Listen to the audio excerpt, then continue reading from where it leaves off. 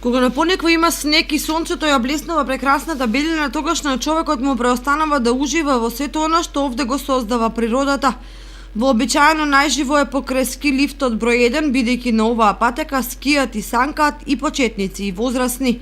Пробавме да се скијаме, штета што тројката не беше уште пуштена, нешто било расипено, меѓутоа единицата ни беше доволно на нас постарите да се рекреираме и да покажеме дека и за старите скијањето е уште добар спорт. Така да многу убаво си поминавме денеска. Сме задоволни, меѓутоа за поширок круг на посетители треба уште многу Пониква да се гради, да се надградува, што се вика, и да имаме посетители. Пониква може да биде центар што може да се носи и со Крушево, и со Шапка, и со Маврово, да не кажам, за источниот дел на Македонија, тоа би бил и најдобар ски центар. Па скоро секоја недела, понекогаш и бидејќи јас сум веќе пензионер и во работни денови доваѓаме, тогаш малку е порелаксирана ситуацијата.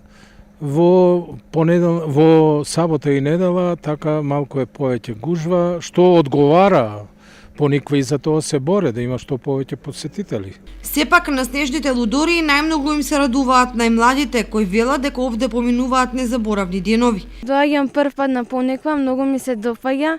Тука сум со моите родители и нашите другари и многу сакаме пак да дојдеме, преубаво е.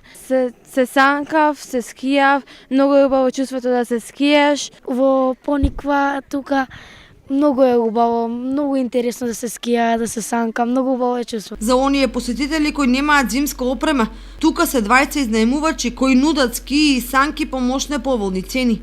Покрај тоа, покрај паркингот е поставена кукичка која нуди сувенири, кафе и чај и други потрепштини. Се на се доволен еден ден на Пониква за да се почувствува вистинска зимско-туристичка атмосфера.